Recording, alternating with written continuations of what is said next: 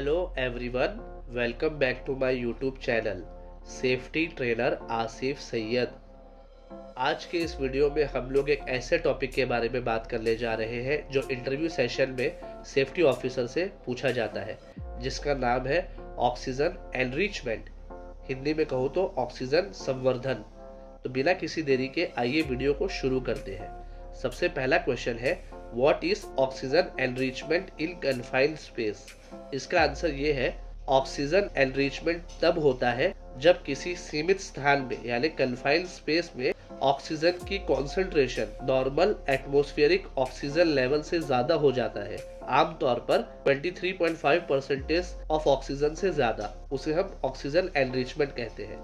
हमारा दूसरा क्वेश्चन है, कॉजेस यानी कि ऑक्सीजन एनरिचमेंट क्यों होता है, इसका क्या कारण है।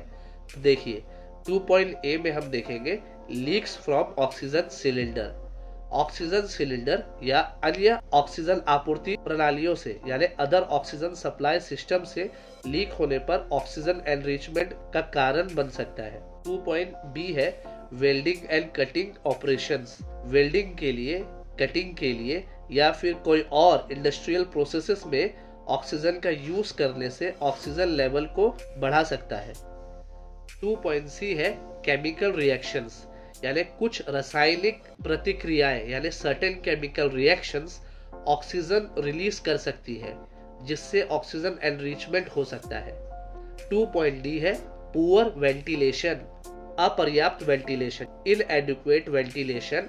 अतिरिक्त ऑक्सीजन को कन्फाइंड स्पेस में जो ज्यादा ऑक्सीजन मौजूद है उसे कन्फाइंड स्पेस से बाहर निकालकर बाहरी हवा में फैलाने में विफल यानी कि फेल हो सकता है, जिससे ऑक्सीजन एनरिचमेंट हो सकती है। क्वेश्चन नंबर 3 है, रिस्क यानी जोखिम ऑफ ऑक्सीजन एनरिचमेंट। क्या जोखिम है। 3.1 है, fire hazards. Higher oxygen levels आग और विस्फोट यानी फायर एंड एक्सप्लोशन के रिस्क को बहुत ही ज्यादा बढ़ा सकती है। 3.2 है, एक्सीलरेटेड कंबशन यानी कि जो सामग्री जो सामान्य रूप से मतलब ऐसे मटेरियल जो आमतौर पर धीरे धीरे ये बिल्कुल नहीं जलती, वे ऑक्सीजन एनरिचमेंट होने पर बहुत ही भयानक तरीके से जल सकती है। 3.3 है, हेल्थ रिस्क यानी हेल्थ का रिस्क।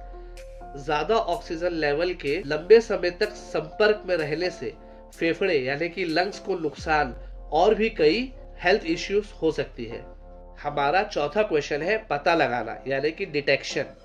4.1 है, ऑक्सीजन मॉनिटर्स। कन्फाइंड स्पेस में ऑक्सीजन लेवल की निरंतर जांच यानी कि कंटिन्यूअस मॉनिटरिंग के लिए ऑक्सीजन मॉनिटर्स का उपयोग करें। 4.2 है, रेगुलर इंस्पेक्शंस।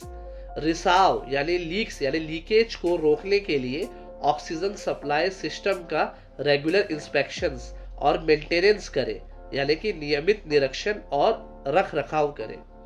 हमारा पांचवा क्वेश्चन है, प्रिवेंशन यानी रोकथाम।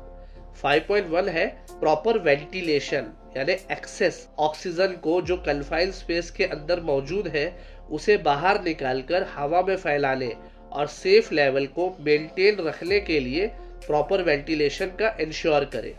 5.2 है, सेफ्टी प्रोटोकॉल्स यानी कन्फाइंड स्पेस में ऑक्सीजन के इस्तेमाल और स्टोरेज के लिए सेफ्टी प्रोटोकॉल्स को इम्प्लीमेंट करें यानी कि लागू करें।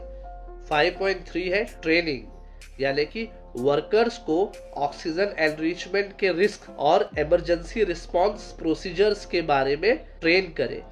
उम्मीद करता हूँ आपको ऑक्सीजन एनरिचमेंट का टॉपिक बहुत ही अच्छे से समझ में आ चुका होगा। इस वीडियो को देखने के लिए बहुत बहुत शुक्रिया। अगर आपको ये वीडियो पसंद आया तो लाइक बटन को दबाना बिल्कुल भी ना भूलें। चैनल को सब्सक्राइब और बेल आइकन को प्रेस कर लीजिएगा ताकि और भी ऐसे ही इम्पोर्टेंट टॉपिक्स आपको मिलते रहे।